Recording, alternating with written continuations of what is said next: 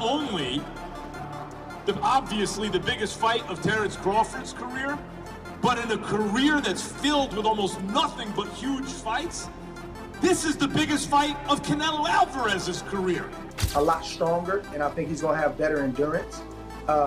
Not being able to boil himself down like that, and even though it is a huge jump, I think we lose sight of the fact of how much he had to boil down and how gaunt he looked at 140. You said you don't think, or you don't look into the weight difference. Why? When you know how to box, when you're as skillful as Terence Crawford is. As the boxing world braces for the explosive showdown between Canelo Alvarez and Terence Crawford, Max Kellerman has delivered his highly anticipated final take. Now a central figure in Netflix's elite broadcast team, Kellerman brings his trademark sharp analysis and historical insight to what many believe will be one of the most consequential events in modern boxing history. A great chin. But in terms of, if you want to go skill for skill, especially the recent version of Canelo, who's had to turn into a seek and destroy guy, who had to learn as his career went on to cut off the ring and not just follow guys around. Like Lara, Trout, Floyd, he followed those guys around. He had trouble because he's really a natural counterpuncher who wants you to come to him. But in recent years at super middleweight, he's gotten really good at cutting off the ring. Again, last fight notwithstanding. So as an overall suite of skills, recent vintage, it's been Crawford. Mm-hmm. But Canelo also is skilled and has a larger skeleton than Crawford, no matter what. Kellerman pulls no punches in his assessment, declaring the Canelo vs. Crawford clash as potentially the most watched championship fight in nearly 5 decades. He draws a direct comparison to the iconic Muhammad Ali vs. Leon Spinks rematch in 1978, a bout that drew an astonishing 90 million viewers on television. According to Kellerman, the Netflix broadcast makes this fight more than just another blockbuster. It represents a complete shift in boxing's global reach and business model. Unlike traditional pay-per-view, this platform could deliver viewership numbers at unprecedented levels, eclipsing even the sport's golden era. But like, where would you rank this fight out of your top 3 to 5 of all the boxing fights you've called, you've experienced, you've watched? In terms of the magnitude of the fight? Yeah, the magnitude, yeah. I mean, of the fights that I've called ringside, it might turn out to be number 1. I've done Pacquiao fights, I've done Mayweather fights, I've done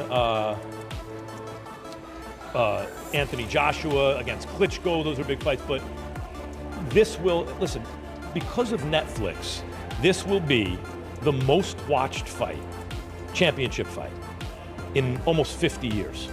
This is going to be because Muhammad Ali fought Leon Spinks in the rematch in '78, and they did 90 million TV sets. 90 million. And since then, what has even come close? The biggest fights have all been on pay-per-view, and they do 2 million buys. Oh my God, 4 million buys, Mayweather Pacquiao. As I keep saying, if 5 people per TV set watch, that's 20 million people.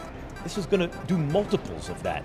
So, so when you look at it from like a commercial point of view, it'll easily be the biggest boxing event. Fight promoter Dana White officially confirmed that Max Kellerman will return to the commentary booth as part of Netflix's broadcast team for Canelo vs. Crawford on September 13, 2025. A veteran analyst revered for his work on ESPN and HBO, Kellerman joins John Onek and Hall of Famer Andre Ward in calling the fight live from Allegiant Stadium.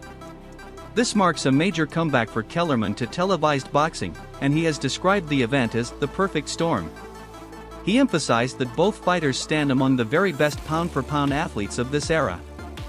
While acknowledging Canelo's long reign as the sport's top P4P, Kellerman noted that Crawford now holds that recognition in his eyes.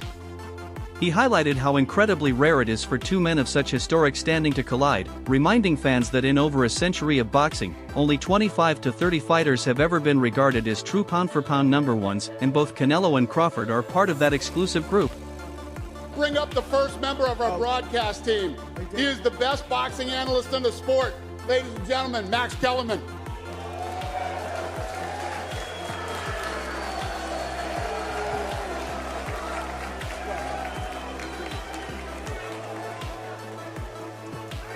All right, so I know you guys are excited about this fight. but I don't think you understand what a big deal it is. This is a perfect storm, First of all, Turki Al-Sheikh. We're lucky he happens to be a boxing fan. None of this happens if he doesn't happen to be a boxing fan. It's just none of us are here. Nick Khan, the best in the business. Dana White. Dana White is the greatest combat sports promoter of my lifetime. And it's his first ever boxing promotion. So that's who's behind what you're gonna see. You know who's the best pound for pound fighter in the world? The most recent one. Bud Crawford. Apologies to the monster and Usyk. Bud Crawford has my vote for best pound for pound. Who was the best pound for pound before Bud? Canelo Alvarez, universally recognized that way. But it's not just these two guys, the last two best pound for pound fighters in the world. There haven't been that many. Before Canelo, who do you have? Before Canelo, Floyd or Andre Ward, Floyd Mayweather. Before, you could take the lineage back. There have only been, I don't know, 25 or 30 fighters who ever lived who you said that's the best pound for pound fighter in the world. These are two of them, the last two. And they're gonna fight in Las Vegas on September 13th. Canelo is 62-2 with 2 draws, 62-2. So was Marvin Hagler when Sugar Ray Leonard moved up to fight him, and they produced one of the biggest spectacles in the history of boxing. This fight is a perfect storm. I could not be more excited to be a part of it. Former world champion Timothy Bradley Jr. predicts that the opening round will not explode with action but instead unfold like a careful chess match. He expects both men to exercise patience, using the early moments to assess rhythm, timing, and distance rather than rushing into exchanges. Bradley points out that Crawford is known for pacing himself in big fights, patiently setting traps, while Canelo often spends the first round studying his opponent before adapting. Fans, Bradley warns, should expect a calculated and subdued start before the pace accelerates in later rounds. Power as well. In the beginning, it's all the position balance. Like both guys are trying to get balance and trying to find their rhythm. Understanding their distance to where they can punch and at the same time avoid getting in. It takes Crawford a little bit more time than I would say Canelo to get right to it. Canelo, although he is a prolific counterpuncher, fantastic counterpuncher, he tends to find his spots a lot quicker. And the indication of that is when, if you look at any of the boxers that Canelo has faced, Trout, even Danny Jacobs, even when he fought against Charlo, you just check out the first round.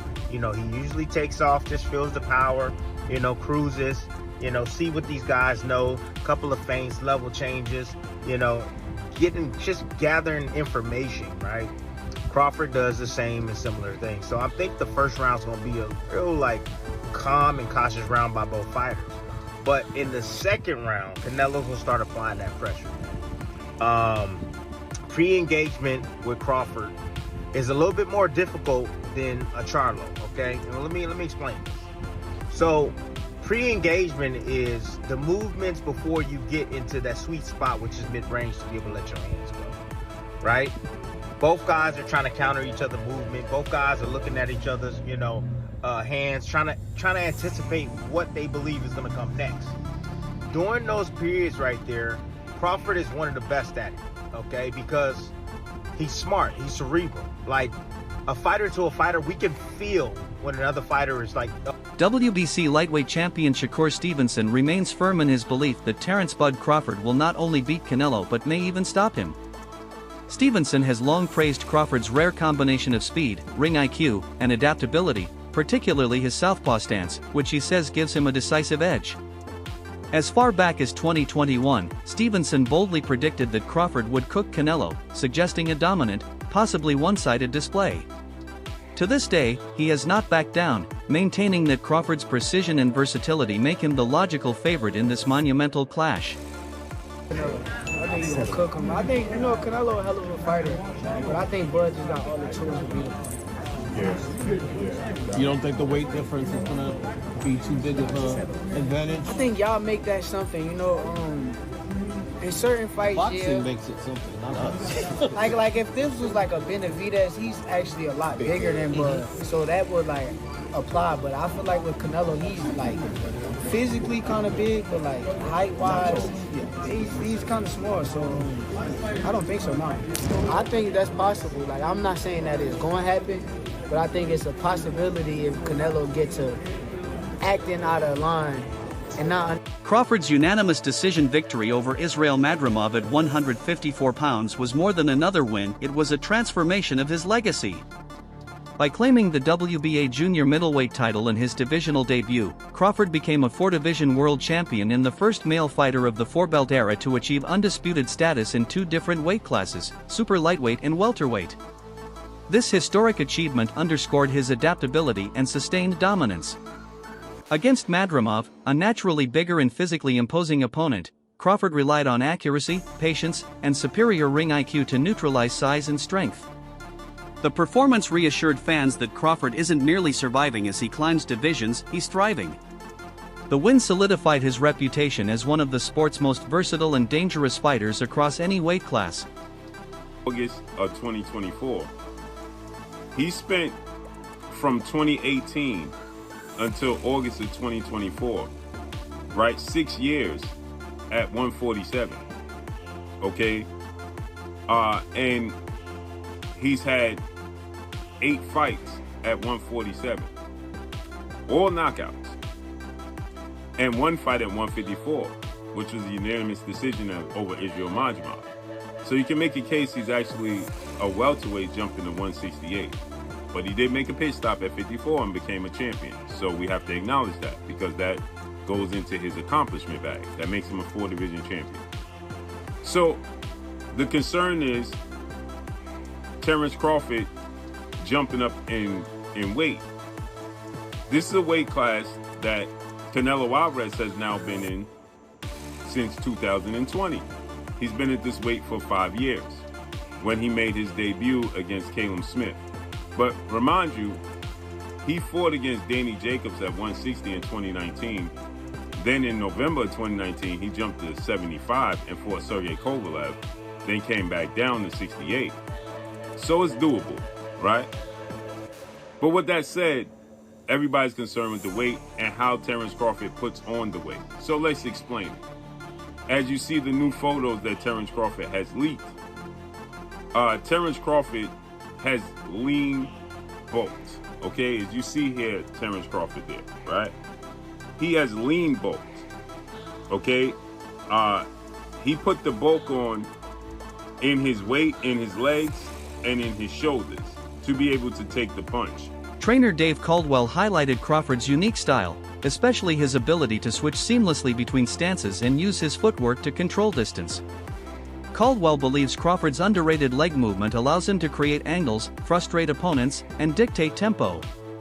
Against a powerful pressure fighter like Canelo, he argues, these tools could prove decisive.